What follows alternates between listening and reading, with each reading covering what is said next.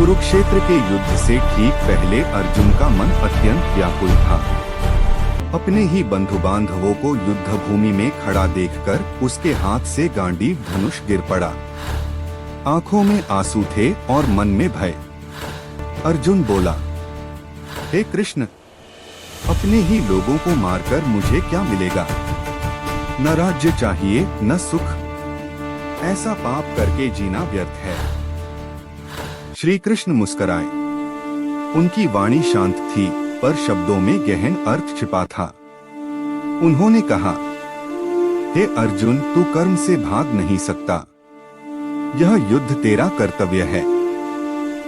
परिणाम की चिंता किए बिना अपना कर्म कर। अर्जुन ने पूछा, परंतु यदि कर्म का फल दुखद हो तो? श्री कृष्ण ने उत्तर दिया, कर्म किए जा, फल की चिंता मत कर। फल पर तेरा अधिकार नहीं है, केवल कर्म पर है।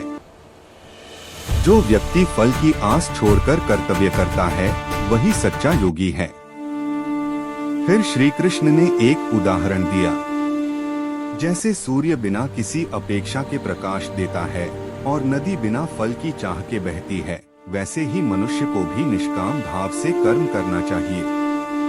यह सुनकर अर्जुन का मोह टूट गया। उसका भय दूर हुआ।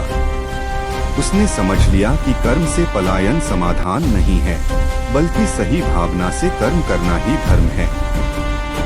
अर्जुन ने धनुष उठाया और दृढ़ स्वर में कहा, हे केशव, अब मेरा भ्रम दूर हो गया है। मैं आपके वचनों का पालन करूंगा।